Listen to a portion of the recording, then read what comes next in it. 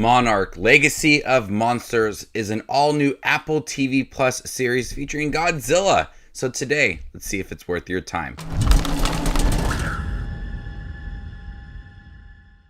Hey everybody, my name's Justin here. I try to watch everything that hits theaters and on streaming services like Apple TV Plus. If you guys are like me, go ahead and hit that subscribe button down below and click that bell notification for more up and coming content. After the world-shattering revelation that monsters are real, two siblings follow in their father's footsteps to uncover their family's connection to the secret organization known as Monarch. One of the biggest complaints in the Godzilla films and the MonsterVerse and the King Kong Skull Island film as well is there's too much human characters and a lot of storyline given to them.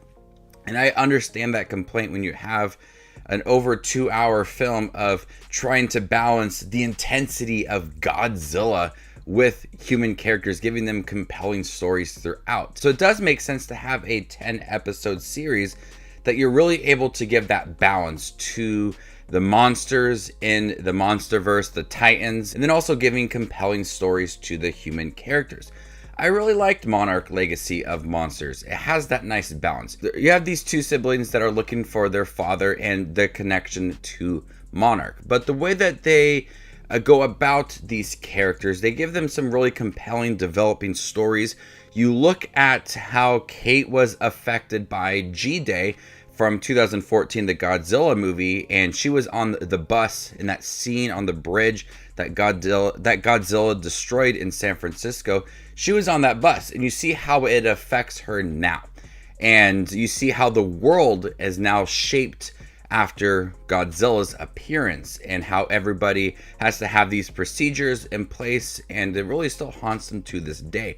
So I like that aspect of this series, is that really dives deep into how Godzilla not only has affected the city and the structure of all the buildings, it also affects the people and how they go about their day-to-day.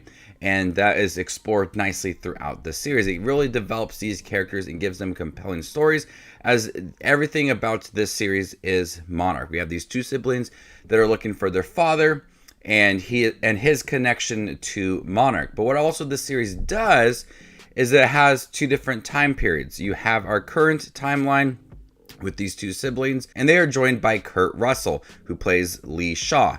And then in the early part of the series, we have his son Wyatt Russell also playing Lee Shaw in the more developing beginnings of Monarch. And we see certain scenes in this series that are some of the opening credits to the first Godzilla movie, 2014.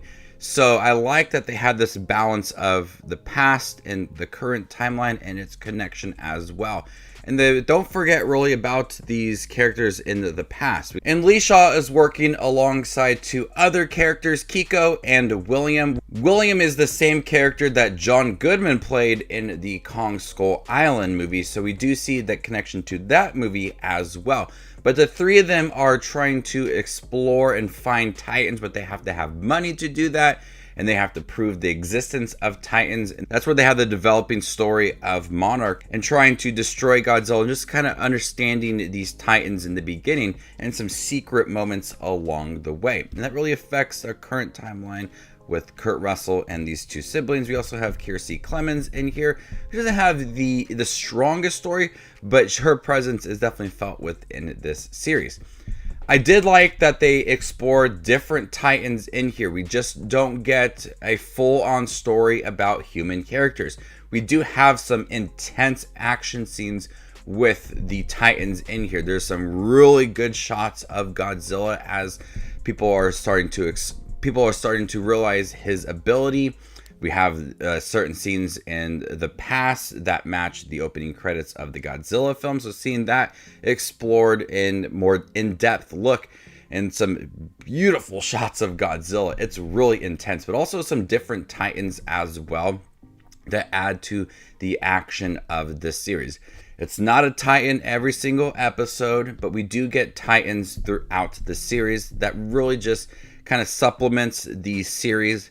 And we really do focus on Monarch as a company, and then also how people are affected by G-Day and some secret things going on within Monarch. But I really do think that the human characters are compelling. Looking at these two siblings and their family's history as well, and some secret lives that their father had, really adds to the development of them. And they have to they have to grow as siblings and understand who they are, and then also navigate the Monarch and working alongside Kurt Russell, but also exploring Wyatt Russell in the beginning and all the other characters as well. I was surprised with how much I was involved with the human characters, and also getting excited to see the Titans. It's all filmed very well. I was surprised that first off they announced a Godzilla show, and I was curious how they were going to bring that forth. The budget, the look of it all, would it be not as good looking as the movies? And they aren't as good looking as the movies, but it's still a beautifully directed series with a lot of intense scenes, and the special effects, the CGI for Godzilla, it all matches what we've seen in the previous MonsterVerse movies.